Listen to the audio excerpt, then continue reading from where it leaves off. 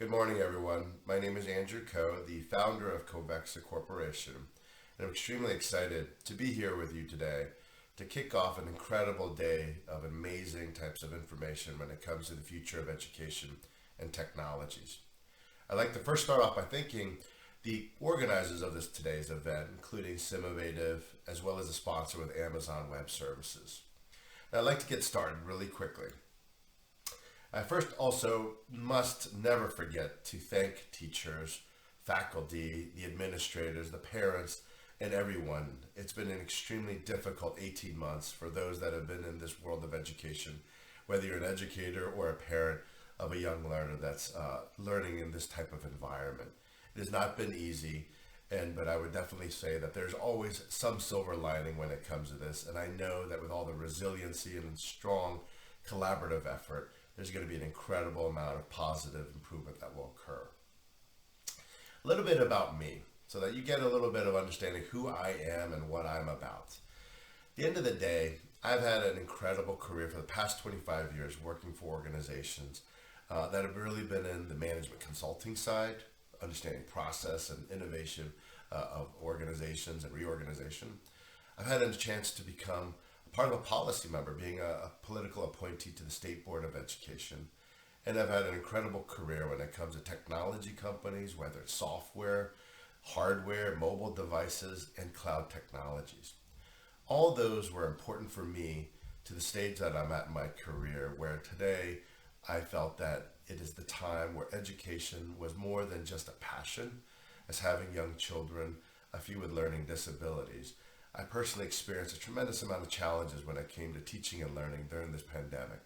And that's why I started this organization called Kovexa, and also a part of a co-founding member of Education 4.0, where it really takes to the next level of taking the passion of education and wanting to improve education through the use of technologies and advancing it so they never go back to the way it was in education, but really move forward and improve the way it is. So throughout my presentation, you're going to hear a lot of my own personal opinions. I'm not an educator, but I definitely have the passion of making it improve and always will want to help. Now that said, we've had an incredible, interesting last 18 months. I don't want to spend too much time because I think many of you have personally experienced it yourselves. But just in the enormity, if we take a little step back in that March, April timeframe of 2020, almost a year and a half ago, we had about 1.6 billion learners that just stopped learning. Over 90% of the total education systems were shut down, over 190 countries. And shortly thereafter, where a majority of the world had to start back with education, only about half of the schools were really opened up, whether it being online or in hybrid or even a full capacity back to physical school, with only about 50 of the 190 plus countries that were really engaged to open up. It was tough. And everyone, I think, remembers not too long ago, we realized how difficult it was to get everything ready for that new environment of teaching and learning. Where we are, not just maybe a month ago, and where we stand is really a big question mark. I'm not going to say it's been all bad. We've had some good. Where actually there are certain learners, about 25 to 60%, it's a little bit of a wide range, have actually stated that they actually retained more knowledge and did better learning online. As a personal testimony, my own child actually learned better because he didn't have to deal with a lot of the social challenges of being a young middle schooler in a public education school system. But by and large, it has been a very difficult road so far, and it's really immeasurable or tough to measure the challenges that we have seen when it comes to learning loss. When it comes to those almost 800 million learners that are still either not online or struggling to get access into a teaching and learning environment, the learning loss is immeasurable right now. And even the inequalities, I think, have also been greatly exposed with those with disadvantaged neighborhoods, sometimes obviously with disadvantage when it comes to social status and income, have found themselves much more exposed to not having a very much of a strong access to not just technologies, but an important learning environment. We also recognize that education has an incredible tie to economic impact. Many of you personally probably have witnessed where you had to actually have a parent or some guardian at home to be alongside your young learner. Or if you're in the university systems, there's been a major decrease of international students, causing financial challenges for many universities. In the US, almost 43% of international enrollments were reduced in many of the universities. And even in Germany, where they saw almost 80,000 young international student learners not come back and have a lot of challenges of really learning, and that what the future holds when it comes to international students and the economic impact are still untold. And we will continue to certainly adopt and understand how that is going to ultimately change the way teaching and learning is happening, even globally. What's also amazing is that there's been a tremendous amount of predictions. These past few years, or a year and a half, we have had numerous studies, organizations like the World Economic Forum, that really started to try to predict what education is going to look like in 20 years. They state things like 4 things in education will happen in 20 years, these scenarios. Schooling will be extended, okay? Education will be outsourced, probably talking about supplemental. And schools are learning hubs, no longer just a normal educator in front of a classroom. And everything is going to be as learn as you go. I think that's pretty fair.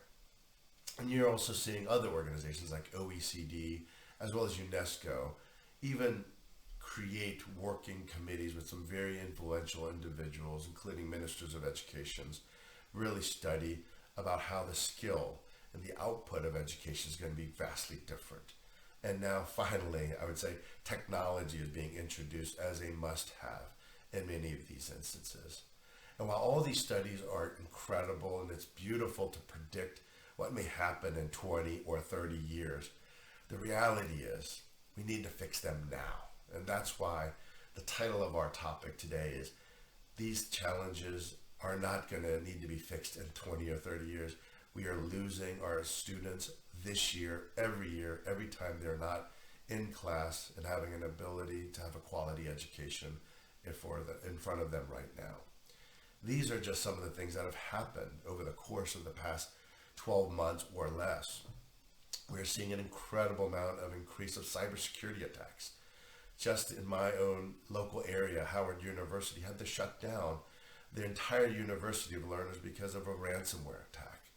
And we're finding that not just in the US, but across the world. Almost 500 to 700% increase, 5 to 7 times more increase, have hackers started to penetrate and attack and disrupt our learning through ransomwares, malicious attacks, and of various amounts of other types of disruptive things, because there's so much more vulnerabilities out there. Number 2, I think we also recognize that education has been tough, not just for the teachers and parents, but especially our students.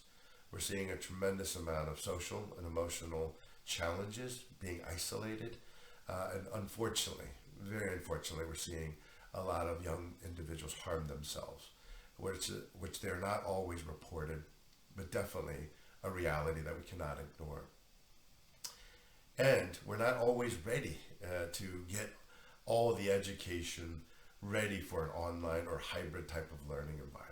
Our educators, faculty, professional educators or teachers are not always ready to teach in this new type of realm of, we'll call it a digital learning environment, because we have not always fully trained and created that environment for professional development. And all those, while it may seem very challenging and gloom and doom, the benefit and the reality of what we see is that change is actually, and the enablement of change has actually happened when it comes to technology specifically. There's never been more investment for infrastructure when it comes to technology and education than ever before. You can look to almost every country on this planet and see that the investments of governments are making when it comes to devices, when it comes to internet access, or even other types of software and cloud technologies that are being infused so that there's more of a resiliency. So whether it's COVID-19 or any future types of challenges, that learning can still become a very vital part and will become more agile and resilient to any of these social or pandemic type of crises that are out there. Culturally, ed techs are now becoming more embraced. Having been in the education technology side, the vendor side for many years, EdTechs are now becoming more embraced in a core fabric of an education plan. And so we're seeing a lot more adoption, a lot more acceptance, not just because they need to, but they also realize this is the future and we must adopt a lot of them in the present status as well. And as I mentioned before, professional development is no longer a nice to have. It has been an area that have been not as invested over the past many, many decades, but is now becoming an absolute incredible must. As important as it is to have a device, you must have an incredible and well-articulate educator who understands how to leverage the technology in order to really maximize the learning of where the learners are. And sometimes they're not always going to be in front of you in a classroom. Finally, we're also seeing some additional increasing adoption and ability for not just assessments, but the ability of even artificial intelligence, where assessments are becoming more smarter, a little bit more adaptive to actually the actual examinations and measuring the quality and the skills of these educators and students alike. And so artificial intelligence and data are becoming slightly more accepted, and ultimately in order to save the teacher's time, as well as to understand the appreciation of what the ultimate outcome should be. And that's where the ultimate debate becomes, is what is education about? And I've been in numerous conversations where the debate has not just begun, but has actually been accelerated. What is the value of an education? Is it really that degree that you have? And are pathways just strictly aligned toward going to post-secondary or graduate?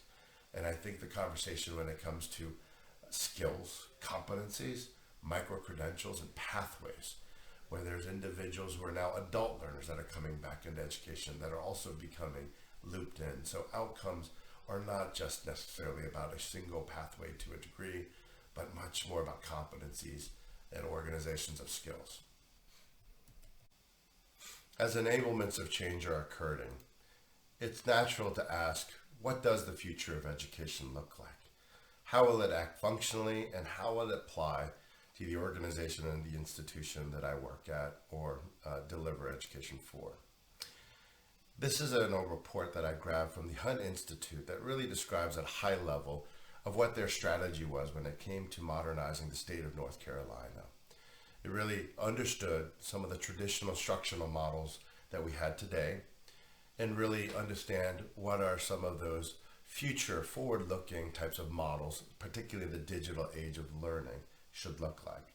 And just going over a few, education should be personalized to the individual, not necessarily a one instruction fits all, but rather to the individual according to his or her own pathway of their particular learning objectives. It should be not based on time or just pure assessments, but rather the mastery and competency of the applied types of learning that they would need to achieve and want to achieve. Learning is no longer just about the physicality of the building, and it's really based on anywhere and any time learning. Now, without going through every single one of these lines, I think it's pretty basic and pretty well understood because you're living it right now. This report, however, was created in 2016, probably started in 2015, almost 6 to 7 years ago. And I just wanted to show that because I think we all, as overall individuals in this space of education, already know what many of these particular functions should be. And it is because of the pandemic now that we are forced and really to drive this modern way in a very short period of time. And so with that, it's extremely important to understand how and what are some of the things in order to get there. Education leaders often ask me the question of what are some of those particular challenges that they should be concerned about when they are beginning their journey to improve IT and the modernization of all their systems. And ironically, it's not necessarily technology related. I call it the 4 Ps. Number 1, people. As people are incredible and the most valuable assets within an organization, it's often times that you can find individuals who like the way it was or like the way it is. And sometimes we call them the old guards and not necessarily always apt to change and modernize even the way they're thinking or even trying new things. Those are not necessarily insurmountable, but something definitely to be cognizant about when you're considering moving especially at breakneck speeds when there's a lot of demand and very changing types of requirements that are bestowed upon you. Number two, processes. This may sound funny and looks a little bit visual, but often in education, there's a tendency to have a lot of decision making in a very wide and large consensus type of structure, whether it's working with the professors and faculty, the IT departments, the CFO, the president, the provost, the chief academic officer, parents, learners, and all the other constituents that may be really connected to and impacted by a lot of the decisions that you make. And they are all relevant. However, it's also often sometimes a very critical obstacle in order to make decisions quickly in an agile environment. The recommendation that I usually provide is make sure you keep down to things very simple.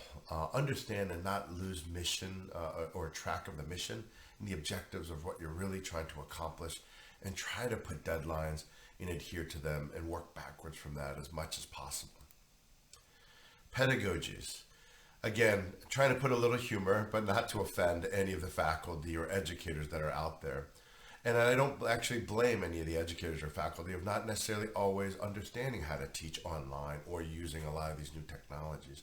I would even argue that there's been a lack of investment in those particular areas when it comes to professional development, to not just train, but allow those educators to experiment and change their pedagogies in order to really maximize learning, as what will be really required when it comes to a future modernized education type of state. And the fourth I consider is product. Products are absolutely incredible, and technologies are, there's no shortage of products, but sometimes it can be extremely overwhelming. And where you are an IT manager or a leader in an organization, and it's very easy to get overwhelmed with all the features and functions, and especially sometimes the urgency of certain things that you have to fix now. But please be mindful. There should be always roadmaps, certain types of mechanisms that you should install while you're making decisions on certain types of products and features that may impact other types of benefits or create new obstacles later down in the path. So be mindful and not always be reactive to many of those type of decisions as you make them moving forward. And I also get asked, so what? Now you've told me all the challenges, Andrew. You've told me some of the areas, maybe the future state of education. What are some of those key actions that everyone should consider as they begin that particular journey? Now with some specificity. Number one, always have a vision. I find it very often, and I think many of you will agree, that's really easy to fix the immediacy without looking at the big picture. It's important to have a vision and an end state in mind as you make those decisions, really moving and creating a long-term path. Number two, don't wait. There are certain technology types of we'll call infrastructure and certain type of decisions that need to be made now. Technology is not one of those things you just turn on and it just suddenly works and everybody's used to it. There's a tremendous amount of not just technology types of adoption and awareness, but even a human factor in ensuring that all the individuals, the stakeholders, are very well accustomed to it and apprised of how they work. Number three, be data-driven. Data is going to be one of the most critical and important facets of how education becomes modernized, personalized, as well as really understanding how pathways are created. And without data, it's going to be extremely difficult to make a lot of decisions based on just pure anecdotes. It's not the way it was, and the future is really driven with a lot of information. And the more information you can harness, we become much more of an effective institution. And finally, education needs to collaborate, work together, and there's a tremendous amount of spirit that you can share and learn from one another. And I want to deep dive a little bit on each one of them to give you some perspective as well. When it comes to the vision, it's always important for every leader to establish that number one on day one. And this is just a quote that I've really appreciated ever since I was a young individual that applies in so many different facets of life, whether it's business, even the way you do certain planning, but more, and even it relates to education. We're creating a lot of tactical type of decisions are important, and that often, especially in some of the urgent areas, you need to do so.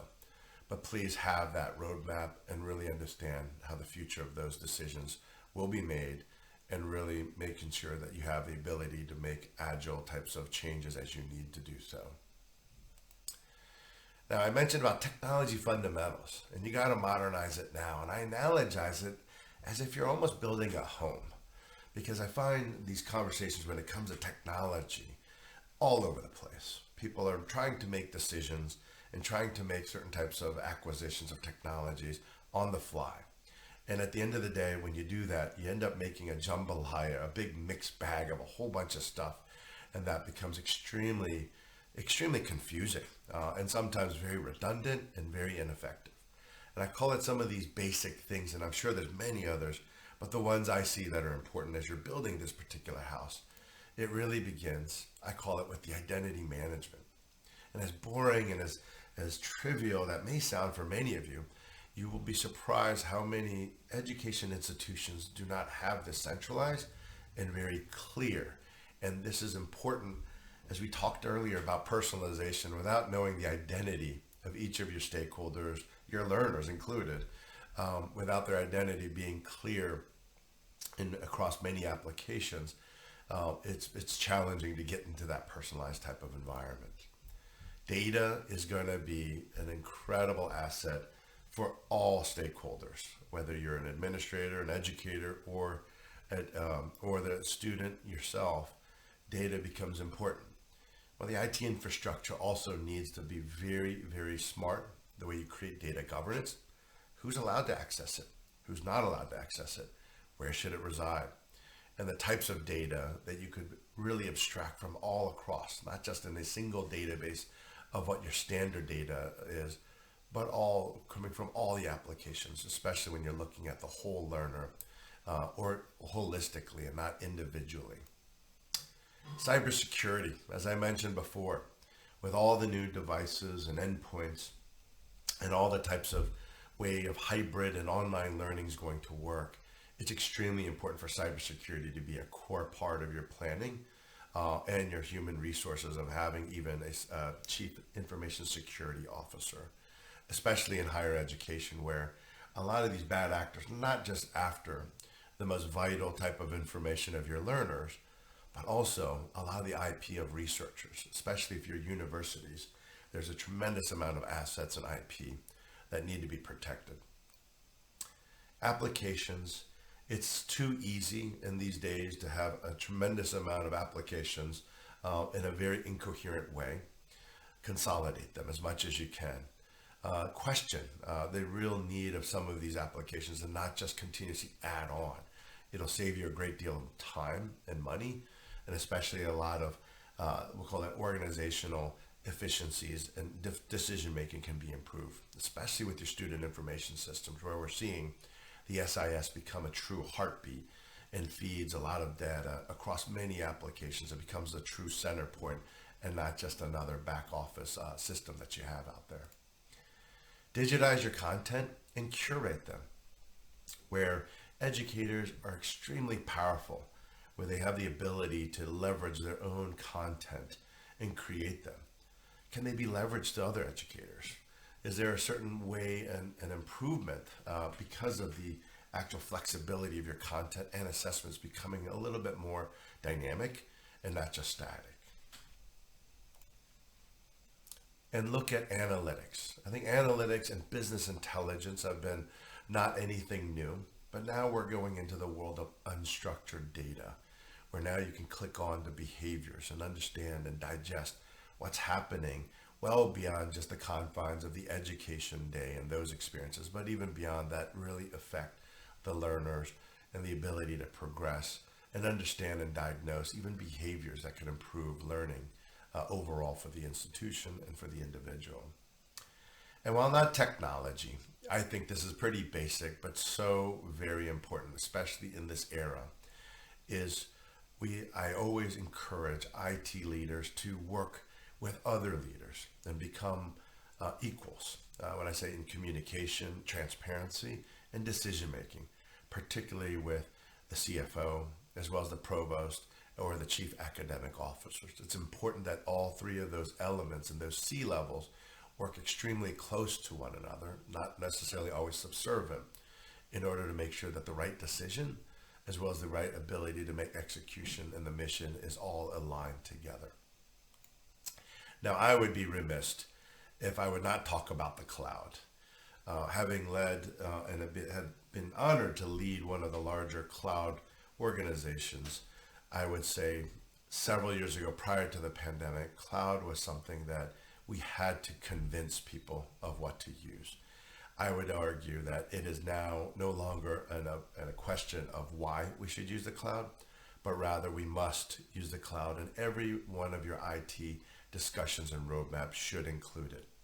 It'll save you money, it'll be future proof, and it'll enable the agility in your IT organization, not just your IT system, but even your organization, to become much more agile to all the demands that are needed now, but even the unexpected demands preparing you for the future.